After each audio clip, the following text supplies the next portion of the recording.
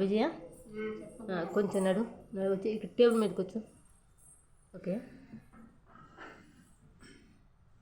ఇప్పుడు ఇట్లా ఉన్నావు కదా నువ్వు, అంటే గోని వల్ల అంటే కొంతమందికి తెలియదు కదా సమాజంలో, అందుకోసం తెలియడం కోసం కొంతమందికి ఇట్లా చెప్తున్నాను.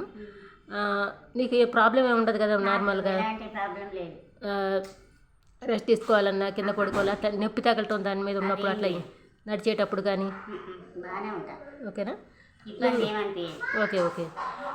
నువ్వు ఇంతకుముందు ఏమేమి పనులు చేసావు? అంటే నార్మల్గా మన ఇంట్లో చేసుకునే పనులు కాకుండా బయట పనులు ఇట్లా ఏమన్నా?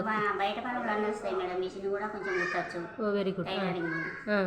బయట పనులు అంటే వ్యవసాయం పనులు కూడా వచ్చు. వ్యవసాయం పనులు కూడా వెళ్ళంటే గ్రేట్, ఎందుకంటే మన వికలాంగులు చాలా మంది చేయలేరు అనుకుంటారు. నువ్వు నడుస్తున్నావు, కాళ్ళు ఉన్నాయి, కానీ కొంతమంది ఏంటంటే కాళ్ళు ఉన్నా కూడా గూని ఉంది కదా, దానివల్ల ఏదైనా చాలా నొప్పి ఉంటుంది, ఇలా చేయలేక గూని ఉన్న వాళ్ళు బాధపడిపోతుంటారని కొంతమంది అట్లా అనుకుంటారు. చూసే వాళ్ళకి అనిపిస్తుంది, నాకు ఇలాంటి ఇబ్బంది అనిపించదు.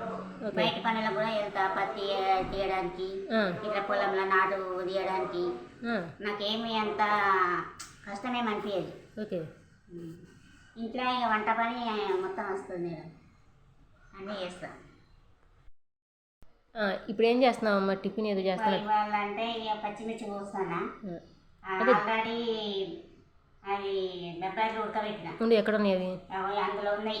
ఓకే ఓకే, చూస్తావు చాలా ఉడకబెట్టావు ఇప్పుడు టిఫిన్కి. ఓకే ఓకే, బొబ్బాయిలు ఉడకబెట్టి తాలింపేస్తున్నావు అనమాట. బొబ్బాయిలు ఉడకబెట్టి ఉల్లిగడ్డ, పచ్చిమిర్చి, ఎల్లిపాయ, ఓకే ఓకే, ఇవన్నీ వేసి తాలింపేస్తాను. ఓకే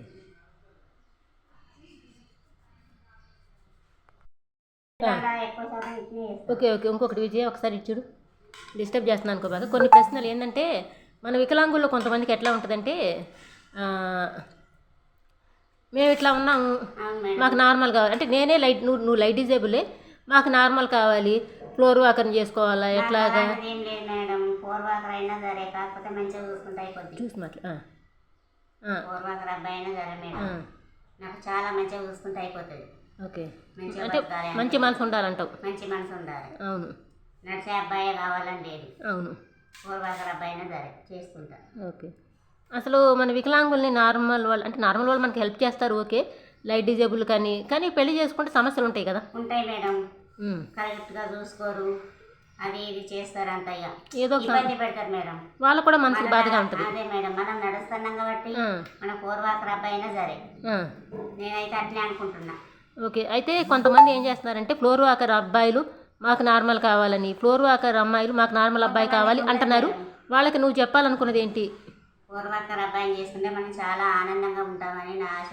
ఓకే, నువ్వు కూడా కొన్ని సంబంధాలు చూస్తున్నావు కదా, అట్లా అనిపించుంటుంది కదా, అంత వాళ్ళ బిహేవియర్ ఎట్లా ఉంది? లైట్ డిజేబుల్ వాళ్ళ మొన్న చూసిన అబ్బాయిని అసలు నచ్చలే మేడం, బాగానే నడుస్తాను కానీ ఆయన క్యారెక్టర్ మంచిది కాదు.